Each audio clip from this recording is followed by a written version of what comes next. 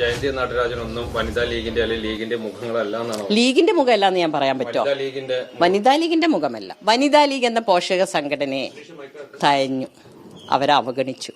40 വർഷമായി മുസ്ലിം ലീഗ് പ്രസ്ഥാനത്തിന് വനിതാ ലീഗ് എന്ന പോഷക സംഘടനയെ ഉണ്ടാക്കി കൊടുത്ത് ശൂന്യതയിൽ നിന്ന് വളർത്തി വലുതാക്കിയൊരു സംഘടനയ്ക്ക് വേണ്ടി ഞാൻ സംസാരിക്കുന്നത്.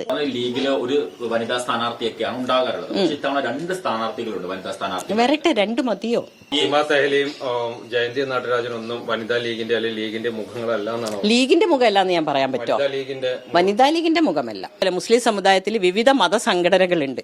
എല്ലാ മതസംഘടനകളുടെയും വികാരങ്ങൾ ഉൾക്കൊണ്ടുകൊണ്ടാണ് വനിതാ ലീഗ് എന്ന പ്രസ്ഥാനം 1990കളിൽ ഞങ്ങൾ വളരെ സൂക്ഷ്മതയോടുകൂടി പ്രവർത്തിച്ച് ഇത്ര വളർത്തി വലുതാക്കിയത്. ഒരു പാത വെട്ടിത്തെളിക്കുമ്പോൾ അതിന്റെ വേർപ്പൊഴുക്കിയവരുടെ വില കാണാതിരിക്കരുത്. പാതയിലൂടെ സഞ്ചരിക്കുന്നവർക്ക് വളരെ എളുപ്പമാണ്. അതിലൂടെ സഞ്ചരിച്ചിട്ട് പുതിയ യുഗമാണ്, AI കാലഘട്ടമാണ്. എന്തൊക്കെ AI വന്നാലും, എന്തൊക്കെ സോഷ്യൽ മീഡിയ വന്നാലും മുസ്ലിം സമുദായത്തിൽ ജനിച്ചു വീണ ഒരാൾക്ക് പരലോക വിശ്വാസവുമുണ്ട്. അവിടെ ഞങ്ങളെ ചോദ്യം ചെയ്യുമെന്ന ഉറച്ച വിശ്വാസത്തിലാണ് ഇത്രയും കാലം വനിതാ ലീഗിനെയും ഞാൻ കൊണ്ടു നടന്നത്.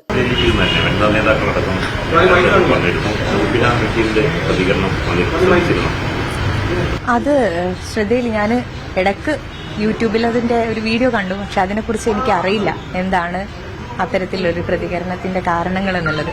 അത് ബഹുമാനപ്പെട്ട നേതാക്കന്മാരാണ്. സ്ഥാനാർത്ഥികൾ എന്നുള്ള രൂപത്തിൽ നമുക്ക് അതിനെ കുറിച്ചിട്ടൊന്നും മറുപടി പറയാനില്ല.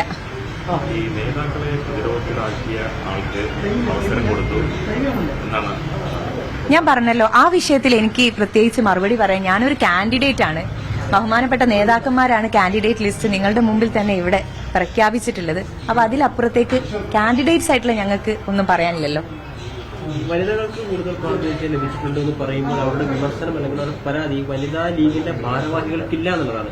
വനിതാ ലീഗിന്റെ അത് ആ കാര്യം എനിക്ക് പറയാൻ, അതായത് കാൻഡിഡേറ്റ് എന്നുള്ള രൂപത്തിൽ ഞാനല്ലല്ലോ ഈ ചോദ്യങ്ങൾക്കൊന്നും മറുപടി പറയേണ്ടത്. ഇത് ബഹുമാനപ്പെട്ട നേതൃത്വം ഉചിതമായിട്ടുള്ള സമയങ്ങൾക്ക് നിങ്ങൾ ഈ ചോദ്യങ്ങൾ ചോദിക്കുമ്പോൾ മറുപടി പറയും. അപ്പൊ ഞാൻ പേരാമ്പ്ര മണ്ഡലത്തിലേക്ക് പോയിരിക്കുകയാണ്. അവിടുത്തെ കാൻഡിഡേറ്റ് ആണ്, അവിടുത്തെ വോട്ടർമാരോട് സംസാരിക്കുകയാണ്. പാർട്ടിയുടെയും അതുപോലെ ഞങ്ങളുടെ മുന്നണിയുടെയും 100% ആത്മവിശ്വാസമാണ് പേരാമ്പ്ര മണ്ഡലത്തിലേക്ക് സ്ഥാനാർത്ഥിയായി പ്രഖ്യാപിക്കുന്നതിൽ എനിക്ക് മനസ്സിലാക്കാൻ സാധിച്ചിട്ടുള്ളത്. ആ ആത്മവിശ്വാസത്തിൽ തന്നെ അവിടെ നിന്ന് ജയിച്ചു വരാനുള്ള ശ്രമമാണ് ഞാൻ നടത്തുന്നത്. ഈ സ്ഥാനാർത്ഥി ലിസ്റ്റിനെ എങ്ങനെയാണ് നോക്കിക്കാണുന്നത്? വളരെ എല്ലാവരെയും ഉൾക്കൊള്ളുന്ന, പ്രത്യേകിച്ച് നേരത്തെ എന്താണോ പറഞ്ഞത് ആ രൂപത്തിൽ തന്നെയുള്ള ലിസ്റ്റാണ്.